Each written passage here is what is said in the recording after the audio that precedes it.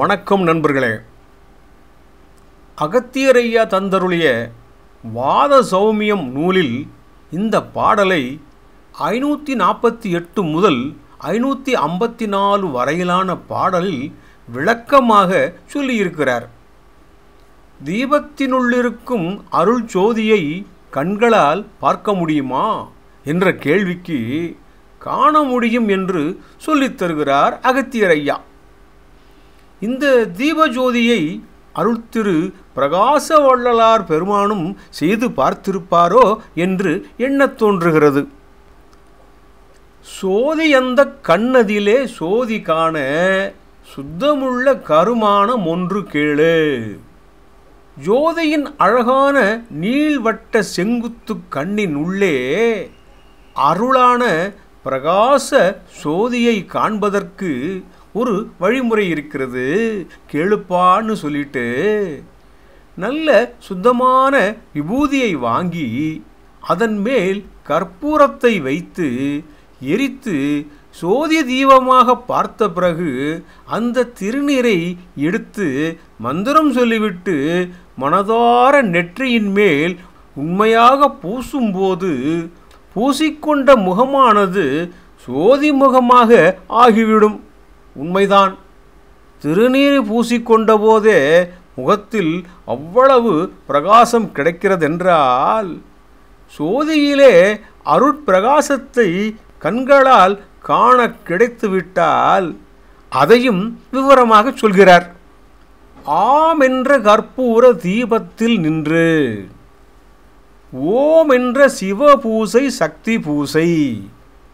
கற்பூரத்தை திருநீரின் மேல் வைத்து கொளுத்தி சிவபூசையையோ சக்தி பூசையையோ வேறு தெய்வங்களின் பூசையையோ செய்துவிட்டு பக்தியுடன் திருநீரு நெற்றியிலே பூசிக்கொள்வது தினமும் உரிமையாக தவறாமல் செய்கிற பூசையின் பலனாக கிடைக்கும்னு சொல்லிட்டு திருநீரு பூசிக்கொள்வதில் பெரியவன் என்றும் சிறியவன் என்றும் எந்த பாகுபாடும் இல்லை என்றும் அகம்பாவும் பிடித்த பணத்திமிரும் சாதி வேறுபாடும் ஏற்றத்தாழ்வும் காட்டுகின்ற மன நோயாளிகளுக்கு நெற்றியிலே பூசிக்கொள்கிற திருநீற்றை கொடுத்து வந்தால் அவர்களும் கூட மனம் திருந்தி அவர்களுக்கும் கூட நல்லதும் நன்மையுமாகும் என்று சொல்லிவிட்டு மௌன பூசையை பற்றியும்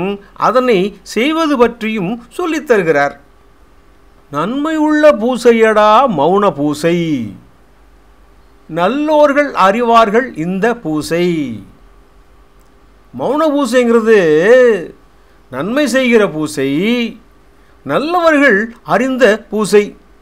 கொஞ்சம் பேரை மௌனமாக இருந்து சாதிச்சிட்டாங்கன்னு சொல்கிறது இல்லையா, அது எந்த மாதிரி பூசைன்னு எனக்கு தெரியலை.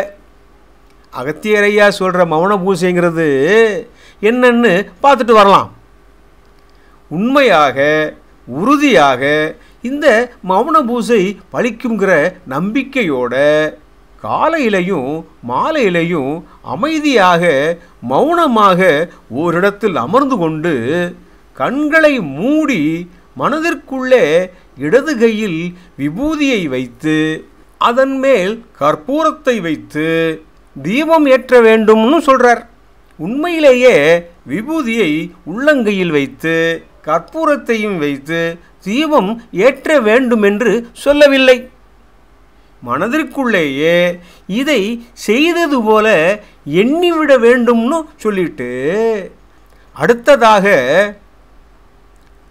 ஏற்றி மனப்பூரணமாய் வலது கையில் என் மகனே சிவமாலை எடுத்துக்கொண்டு மௌனமாக அமைதியாக அமர்ந்து கொண்டு மனதிற்குள்ளேயே இடது உள்ளங்கையில் விபூதியை வைத்த மாதிரி நினச்சிக்கிட்டு அதுக்கு மேலே கற்பூரத்தை வச்சு தீபம் ஏற்றுற மாதிரி நினச்சிக்கிட்டு அதே போல் வலது கையில் சிவமாலையை எடுத்துக்கொள்வதாக எண்ணிக்கொண்டு பார்வையை புருவத்தின் மத்தியில் வைத்து ஒருமனதாக ஓம் ரீங் சிம் சிவம் என்று 96 முறை மனதிற்குள்ளேயே உருப்போட்டு, அதாவது கற்பூரம் விபூதியின் மேலே தீபமாக எரிந்து கொண்டிருக்கணும்.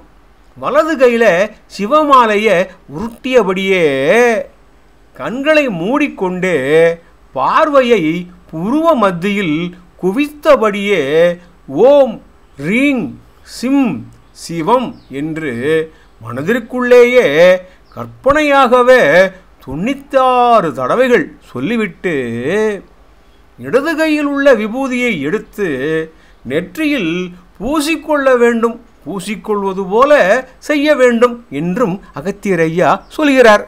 அடுத்ததாக காணவே தன் ரூபம் சிவமயமா எண்ணி கருணையுடன் சகல உபசாரம் செய்து கண்களை மூடியபடி மௌன பூசையில் இருக்கும்போது தன்னோட உருவத்தையே சிவமயமாக எண்ணிக்கொண்டு தனது உருவத்துக்கே அபிஷேகம் செய்தும் மலர் மாலை அணிவித்தும் பழங்களும் பலகாரங்களும் வைத்து பூஜை செய்யணும்னு சொல்லிட்டு இடது கையில் விபூதியின் மேலே வைத்த கற்பூர தீபத்தை மனம் குவிந்து பார்க்கும்போது அந்த தீபத்தினுள்ளே ஜோதி பிரகாசத்தின் உள்ளே தாமே அமர்ந்திருப்பது போல தமக்கே ஒரு ஆனந்த பிரகாச உணர்வு வந்து மனதை குளிர்வித்து குதூகலிக்க வைக்கும் என்றும்,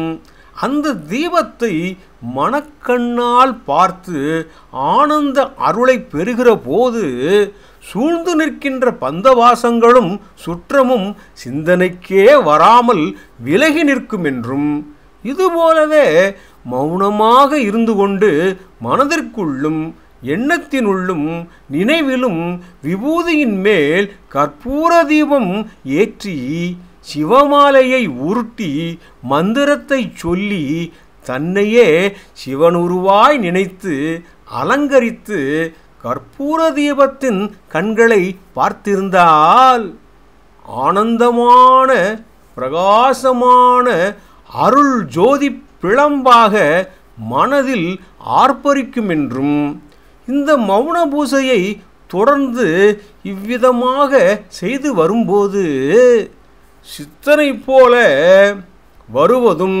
வரப்போவதையும் கூட சொல்லலாம் என்றும் சொல்லிவிட்டு அடுத்ததாக பேச ஒண்ணா அந்தரங்கம் ஞானம் தன்னை பிறர் அறியச் செய்யாதே பேணிப்பாரு.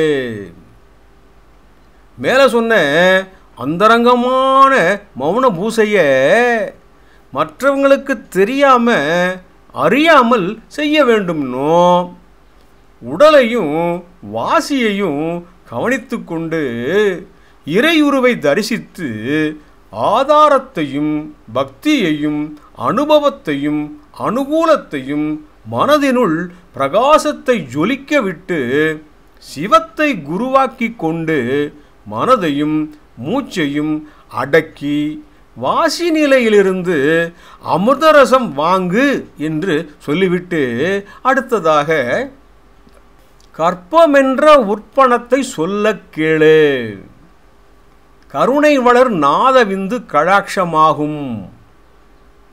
மௌன பூசையின் பலனாக கிடைக்கின்ற பிரகாசமும் அருளும் இறையருளால் கிடைத்ததாகும்.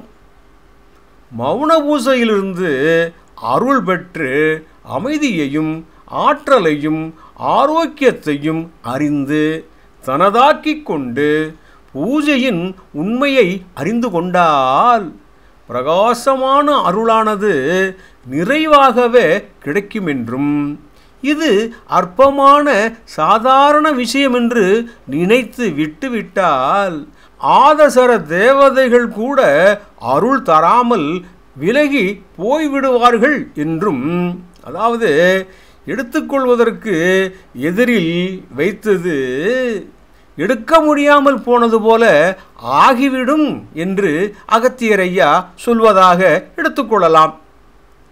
சித்தர்களின் மௌனத்திற்கு பின்னால் இவ்வளவு விஷயம் இருக்கிறதென்றால் மௌனமாக பூஜை செய்தால் வெற்றி கிடைக்கும் என்பது மனமே கோயில் மௌனமே பூசை என்கிற சொல்லுக்கு வலிமை சேர்ப்பதாக இருக்கிறது. அருள் திரு பிரகாச வள்ளலார் பெருமானும் பேரொளியாக வாழ்வதற்கும் இந்த தீபத்தின் ஒளியை பேரொளியாக இறையொளியாக பூசித்ததன் காரணமென்றே எடுத்துக்கொள்ளலாம். மௌன பூசை நிச்சயம் பலன் கொடுக்கும். இந்த பதிவை பார்த்தவர்களுக்கும் பகிர்ந்தவர்களுக்கும் கோடானு கோடி நன்றிகள்.